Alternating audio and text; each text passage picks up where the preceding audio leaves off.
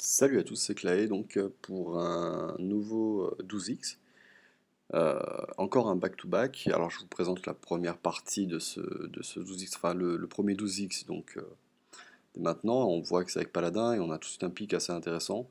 Avec trois épiques, avec trois légendaires, trois légendaires assez fortes. Bon, je me retrouve à prendre évidemment le déchiqueteur. Pour le second pic, marteau de... c'est pas compliqué. Là, on prend l'arme aussi, c'est pas très dur. L'humilité, un des seuls vrais anti-bêtes pour le paladin. Là, c'est assez dur. On va pas prendre Jeeves, ça sert vraiment pas à grand chose. À gauche, c'est vraiment une 3 mana 2-4 et c'est jamais mieux. Donc, du coup, on est obligé de prendre au milieu par défaut et on espère avoir un peu de chance et pas trop tomber sur des créatures. Bon, le limon, c'est assez standard. Là, on peut prendre la prêtresse, c'est pas terrible, mais par défaut, ça peut aller dans ce jeu-là. Il n'y a pas trop de choses à expliquer. Consécration, très bien. On prend à droite le mini-robot. On va prendre à droite pour le golem. Ah, là, c'est vraiment un très très mauvais pic, hein. On va jamais prendre œil pour œil. Quasiment jamais prendre le pirate. On peut se retrouver à prendre la machine volante qui ne devrait pas figurer dans un deck à 12x, mais là, c'était le cas. Là, c'est entre le Brissor et le clair. Bon, allez, on la joue à gros, on prend le clair. Sergent grossier ou gardien, j'aime bien pour le sergent, avec paladin c'est vraiment très très bien. On reprend une consécration, là on fait la curve à 2 mana. On peut prendre l'archimage, là avec deux consécrations ça commence à être très très bon. L'alchimiste qui peut toujours faire des tricks, évidemment le Destingo. Là c'est un pic assez intéressant. Je regarde tout de suite si jamais j'ai quelque chose pour Value Love, alors on a le clair. Et c'est tout. Le clair et le sergent, donc c'est que deux cartes, c'est vraiment trop peu. On prend le bomber, on est très content de prendre le bomber, hein, c'est une des meilleures cartes en arène de Gnomes Goblins, donc il n'y a pas trop de problème. La brute ogre que je vous conseille vraiment de prendre, enfin vraiment c'est une très bonne carte, donc c'est très rare les bonnes créatures à 3 mana, donc là on a une 4-4, même si elle attaque pas ce qu'on veut, c'est pas trop le problème, évidemment. Et toutes les autres cartes, il n'y a pas trop à dire. On reprend un Dracazur et on voit qu'on a une curve très agressive. Et donc on se retrouve tout de suite à 11-2. 11-2, voilà, c'est ça. Et, euh, et donc on va remporter cette arène. Petit fait intéressant, si je me trompe pas, j'étais à 4-2. Et je suis remonté de 4-2 à 12-2. Et donc juste après cette arène-là, j'ai refait 12x avec Shaman. Et donc ce sera une autre vidéo que je mettrai en ligne mardi certainement. Alors, en attendant, on a celui-là à gagner. Bon, on a une très bonne main, on peut quasiment tout garder là. On a notre tour 1, tour 2. La bénédiction est très bonne aussi. On peut la garder, la bénédiction. Bon, là, j'ai décidé de la changer. Non, ouais, je la garde, je pense. Le fait d'avoir le mini-robot, c'est le seul truc, c'est intéressant. Mini-robot plus le fait qu'on soit contre Paladin, c'est vraiment ce qui peut faire qu'on peut garder la bénédiction. Étant donné qu'on a notre tour 1, tour 2 et tour 3 avec la bénédiction, on peut garder le marteau pour le tour 4. Qu'on se retrouve servi avec une très bonne main. Et non, et je dis on est contre Shaman. Bon, Shaman aussi c'est pas trop gênant, ça serait plutôt contre les voleurs et les mages qu'on pourrait pas garder cette bénédiction. Ouais. Et là on va avoir un petit peu de chance puisque le bombardier ne nous touche pas, ce qui va complètement changer la game. Alors on se retrouve tout de suite, ça c'est très intéressant parce que c'est clairement le genre de coup qui va conditionner toute la partie. C'est-à-dire que là, on peut faire un truc tout basique, c'est-à-dire attaquer ça 3-2 avec nos 2-2 et poser notre Murloc. Le problème, c'est qu'il a certainement fourche et, euh, et on profite. Enfin, c'est-à-dire que on oublierait le fait de pouvoir faire la bénédiction de sagesse là, et je pense que vraiment c'est ce qu'il faut faire. Donc je vais le faire. Je vais le faire puisqu'on va se retrouver avec une 2-2. Et on a tellement de choses derrière à poser tour 3, on peut vraiment s'en sortir, donc voilà, je décide de le faire. On pioche tout de suite, donc déjà on perd pas de carte advantage, c'est pas le problème, on se décurve juste un peu pour le tour 2. Et surtout s'il n'arrive pas à le gérer, bah, il est complètement crush. Et on voit qu'il n'arrive pas à le gérer. On voit qu'il n'arrive pas.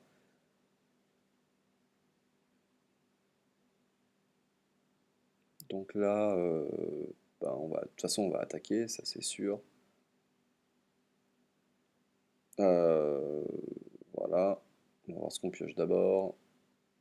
Voilà. Et là, le clair va beaucoup nous aider aussi, puisque du coup, si tour 2 il a posé ça, ce qui est vraiment nul pour nous empêcher de piocher, du coup, il a probablement rien pour nous la tuer, et du coup, on va faire le clair. Et là, il est vraiment pas impossible qu'il ait absolument rien pour nous la gérer. Bon, il a quelque chose. Mais bon, on a déjà pris notre carte advantage. Et surtout, ça le force à jouer le totem 0,3 à nu comme ça, et on va pouvoir s'en débarrasser tout de suite. Du coup, c'est vraiment très intéressant pour nous. On se retrouve avec 7 cartes en main, l'avantage sur le board. Alors que lui, il n'a que 4 cartes en main. Là, c'est quasiment un avantage décisif. Bon, là, on peut poser. Ça sert à rien de poser le Murloc derrière. On peut faire, voilà, on peut faire le 1-1 du pouvoir. Au cas où il aurait une tempête de foudre.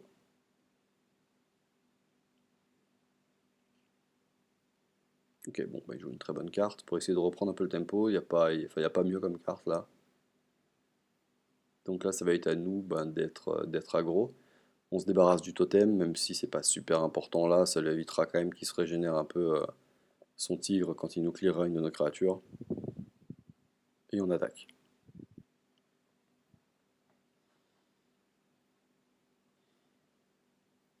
Bon, là, ça se passe vraiment très bien. Bon, évidemment, quand on est à 11-2, quand on compte chaman, on a de fortes chances de se prendre des élémentaires de feu. Donc là, il fait un très très bon tour. Euh, on a vraiment pas mal de choses à faire. On peut se débarrasser. Ah, c'est intéressant, je me souviens plus trop ce que j'ai fait là. Est-ce qu'on value le sergent pour donner plus 2 à notre token pour tuer son tigre? Ou est-ce qu'on donne ça à... Ah, je pense que j'ai peut-être posé l'épée là en fait. Non, je fais 4 là. Ok, d'accord. Je fais 4 là, j'enlève le token. Bon, ça revient à peu près au même. C'est pas non plus une énorme différence. Là, du coup, on n'est pas obligé d'attaquer le tigre. On peut attaquer le héros direct. Voilà, très bien.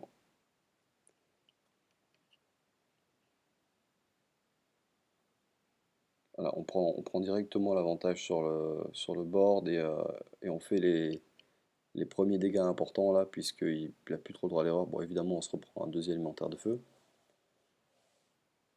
Ça, c'est à peu près standard. Alors, voilà, je pense qu'il faut poser des cartes. Je pense qu'il faut s'étaler sur le board là, parce que 50 points de vie, c'est vraiment pas terrible avec tout ce qu'on a. Notre épée sert à rien, le marteau sert à rien. Donc je pense qu'avec cette mana, faut faire. Bon, bah, on peut faire ça pour essayer de piocher une carte. Ou alors on aurait pu poser le 4-4, mais là on veut être sûr d'attaquer, je pense. Ouais, je veux être sûr d'attaquer où je veux. Bon, on a un peu de chance, on pioche pas de créature. On va faire un Yeti. De toute façon, s'il attaque le Yeti, son LM sera à 1, c'est pas trop un problème, ça se prendra consécration avec le reste.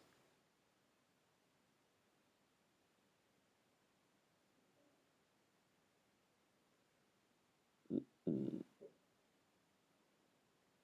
bon, c'est ce qu'il fait. Bien.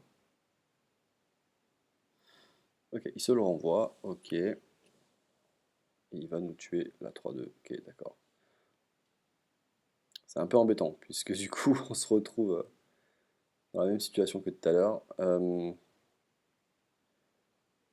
Donc là, on a 8 mana, faut absolument. Bah, c'est le même principe le tour d'avant, là, il y a eu à peu près la même chose, donc il faut poser là. Donc quitte à faire Das Dingo et Limon token. Ah, je préfère garder ça, ok, et on va geler une fois, ouais, ça aussi c'est tout à fait viable comme option. On aura rarement mieux à geler qu'un LM65 quand même, hein, donc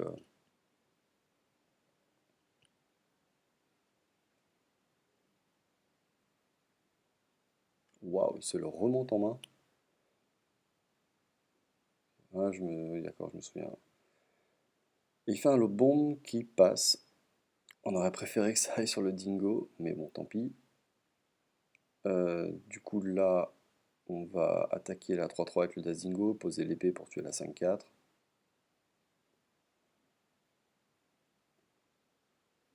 Ah oui, non, d'accord.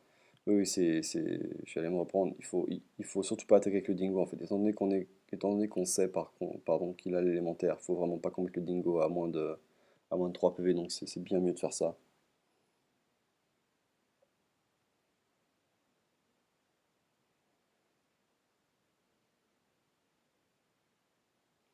Il a vraiment beaucoup de cartes en main, nous aussi.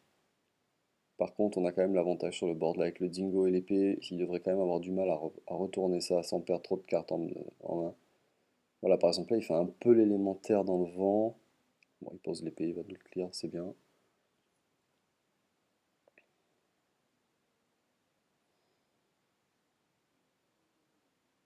Alors, on pioche notre légendaire. Pas grand intérêt à la poser maintenant, je pense. Faut se débarrasser du 6-5, donc on peut attaquer, faire consécration. Et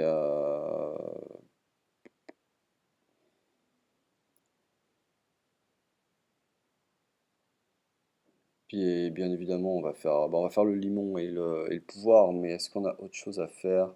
Ah, je tente le bomber, allez. J'ai dû probablement tenter le bomber, de toute façon là c'est le moment.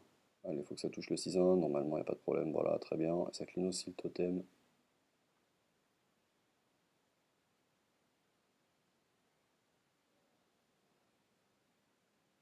Bon, là on prend très clairement l'avantage, surtout qu'il est à 13.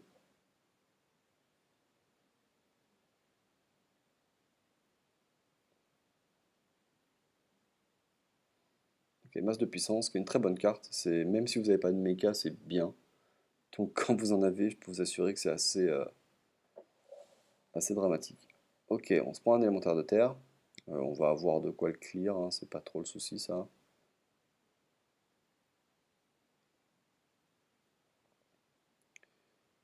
Euh, 4 avec l'épée. Bon là, il y a tellement de moyens de le tuer, donc c'est pas non plus. On peut envoyer token, ça, et poser la légendaire.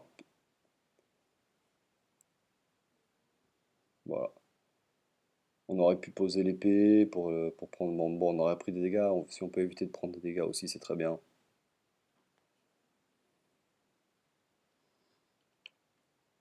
Et là, s'il a rien pour gérer cette légendaire, ça va être très très dur pour lui là.